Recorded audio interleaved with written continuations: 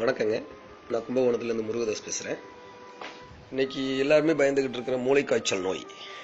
இந்த நோயை இன்னைக்கு உலகமே பார்த்து பயப்படுறதுக்கு காரணம், இன்னைக்கு தமிழ்நாட்டில் ரொம்ப பிரபலமாக இருக்கிறதுக்கு விவேக் பையன் இறந்ததும் ஒரு காரணம்.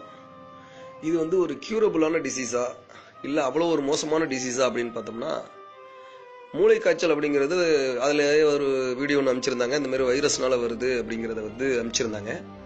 இந்த வைரஸ் கியூர் பண்ண முடியாது அப்படிங்கிறது உண்மைதான்.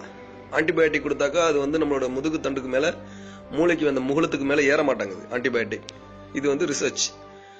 இன்னைக்கு அமெரிக்கால, ஜப்பான்ல இது எங்க பார்த்தாலும் ரிசர்ச் பண்ணியிருக்காங்க. இது ரொம்ப இனிமையா, ரொம்ப எளிமையா சரி பண்ணக்கூடிய ஒரு வழி இருக்குதுங்க. அதான் பூண்டு.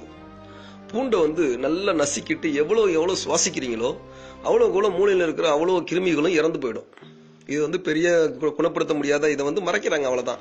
இது மருந்து கண்டுபிடிக்க முயற்சி பண்ணிட்டு இருக்காங்க, முடியல.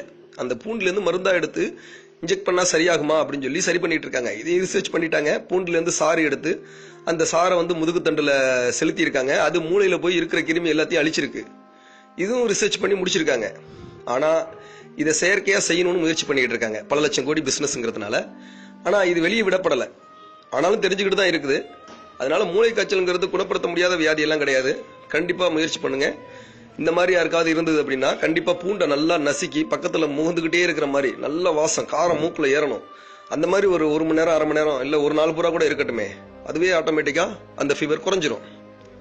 நன்றிங்க.